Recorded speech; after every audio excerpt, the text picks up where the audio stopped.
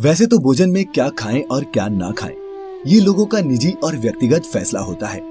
लेकिन यहाँ हिंदू धर्म में कुछ लोग मांसाहार को निषेध मानते हैं, वहीं कुछ लोग मांसाहार को मान्यता देते दिखाई पड़ते हैं। आज भी हमें कई जगह देखने को मिलता है कि एक और मांसाहार ग्रहण करने वाले शाकाहारियों को घास फूस खाने वाला बताते हैं, तो वहीं दूसरी ओर शाकाहारी लोग मांसाहार खाने वालों को जानवरों पर अत्याचार करने वाला मानते हैं। लेकिन मित्रों, किसी भी बात को आंखें बंद कर मान लेना बुद्धिमान लोगों के लक्षण बिल्कुल नहीं है। इसीलिए आइए जानते हैं कि हिंदू धर्म ग्रंथों में मांसाहार और शाकाहार में से कौन सा भोजन उत्तम माना गया है।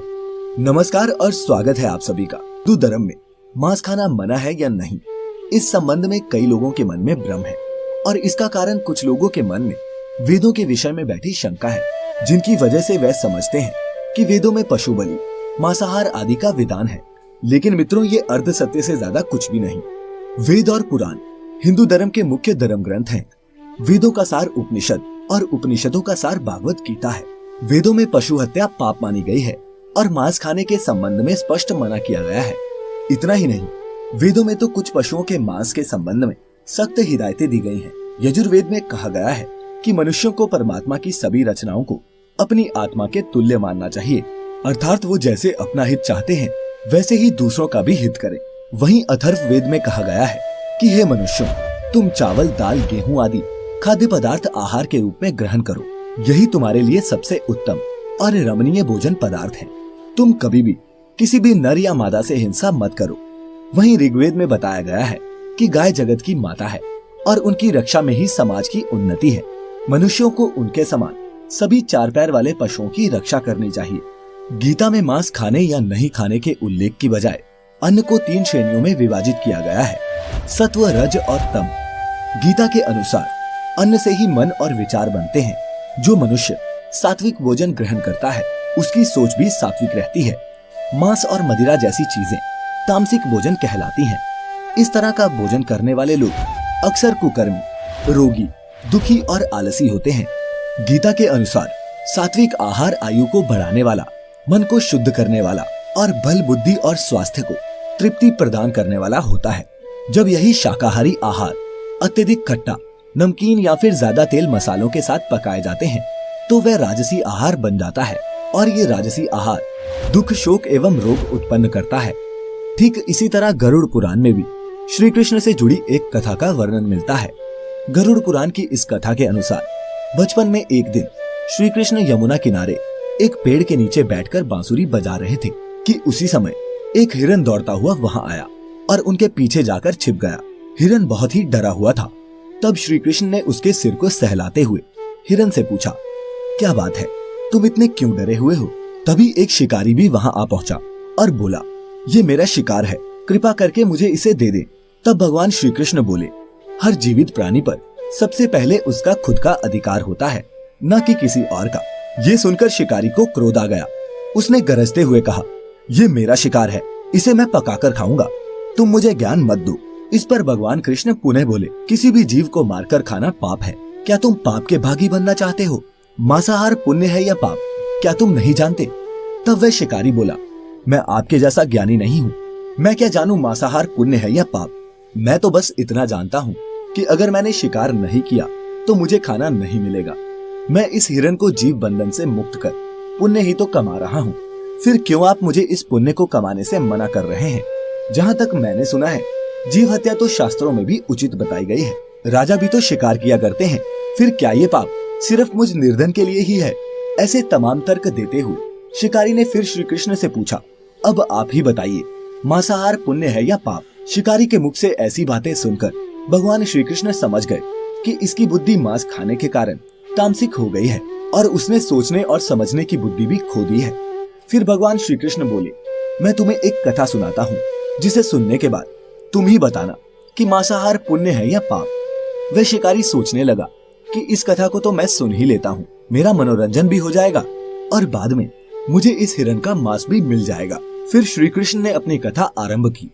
एक बार मगध में अकाल की वजह से अन्न का उत्पादन कम हो गया। राजा को चिंता सताने लगी कि यदि इस समस्या का शीघ्र ही निदान नहीं किया गया तो संरक्षित अनाज कोष भी खत्म हो जाएगा। इसके बाद संकट और भी भीषण हो जाएगा।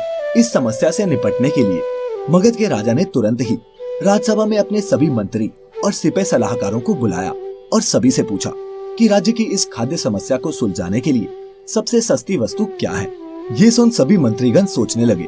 चावल, गेहूं, आलू इत्यादि पदार्थों को उगाने के लिए बहुत श्रम करना पड़ता है और उसमें समय भी काफी लगता है।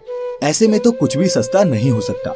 तभी शिकार का शौक रखने वाले एक मंत्री ने खड़े होकर महाराज से कहा, महाराज, मेरे मुताबिक सबसे सस्ता खाद्य पदार्थ मांस है। इसके लिए धन भी खर्च नहीं करना पड़ता और पौष्टिक खाना भी मिल जाता है। ये सुनकर सभी सामंतों ने इस बात का समर्थन कर दिया, लेकिन मगध के प्रधानमंत्री अभी भी चुप थे। ये देख राजा ने प्रधानमंत्री से पूछा, आप क्यों चुप हैं? कुछ कहते क्यों नहीं? आपका क्या मत है? इसके बाद प्रधानमंत्री ने कहा, मैं ये नहीं मानता कि मांस सबसे सस्ता पदार्थ है। फिर भी इस विषय पर मैं अपने विचार आपके सामने कल रखूंगा। प्रधानमंत्री उसी रात मांसाहार का प्रस्ताव रखने वाले उसी सामंत के घर पहुँचे जिसने ये प्रस्ताव रखा था। सामंत ने इतनी देर रात प्रधानमंत्री को अपने घर आया देखा तो वह घबरा गया। किसी अनिष्ट की आशंका से वह कांप गया।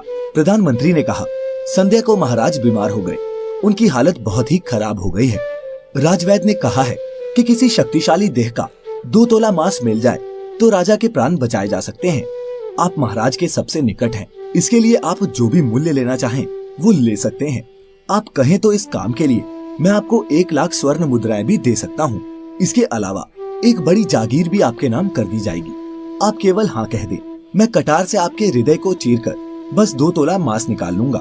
ये सुनकर उस सामंत के चेहरे का रंग फीका पड़ गया। वह सोचने लगा कि जब जीवन ही नहीं रहेगा तो लाखों स्वर्ण मुद्राओं का मैं क्या करूंगा और बड़ी जागीर भी किस काम आएगी। वह झटपट अंदर भागा और अपनी तिजोरी से 1 लाख स्वर्ण मुद्राएं लेकर आ गया। मुद्राएं देकर उसने प्रधानमंत्री के पैर पकड़ लिए और गिड़गिड़ाते हुए बोला, महाशय, मैं आपकी 1 लाख स्वर्ण मुद्राओं में अपनी 1 लाख मुद्राएं और मिला देता हूँ। इस पैसे से आप किसी और के हृदय का मांस खरीद लें, किंतु मुझे जाने दे। मेरी आपसे विनती है कि ये बात किसी और को पता ना चले। उसके बाद प्रधानमंत्री ने आगे कहा, सामंत जी, आप शरीर से बलिष्ठ हैं, आपकी कदकाठी भी महाराज से मिलती है, इसीलिए राजवैद्य ने खास तौर पर आप ही का नाम लिया है। आपके दान से हमारे अच्छे राजा की जिंदगी बच सकती है। यदि आप मान ले तो मैं आपको प्रधानमंत्री का पद देने के लिए भी तैयार हूँ और खुद आपका कर्मचारी बनकर रहूंगा। खुद को फंसता हुआ देख सामंत ने अंग वस्त्र और जूते पहन लिए। फिर उसने प्रधानमंत्री से याचना की कि मैं इसके योग्य नहीं हूँ। जब प्राण ही नहीं रहेंगे तो मैं प्रधानमंत्री पद का या फिर राजा का सिंहासन भी मिल जाए तो मैं उसका क्या करूँगा।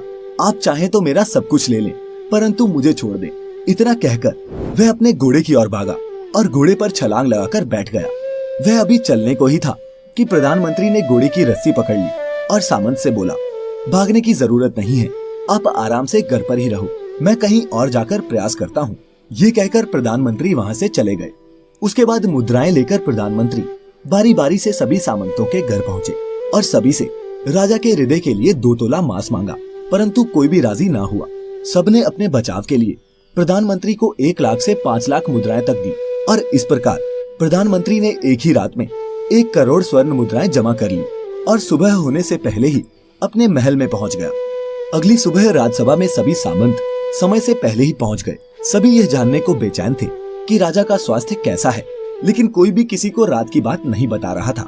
थोड़ी देर बाद राजा सभा में अपने चिर परिचित अंदाज में आए और सिंहासन पर आकर बैठ गए।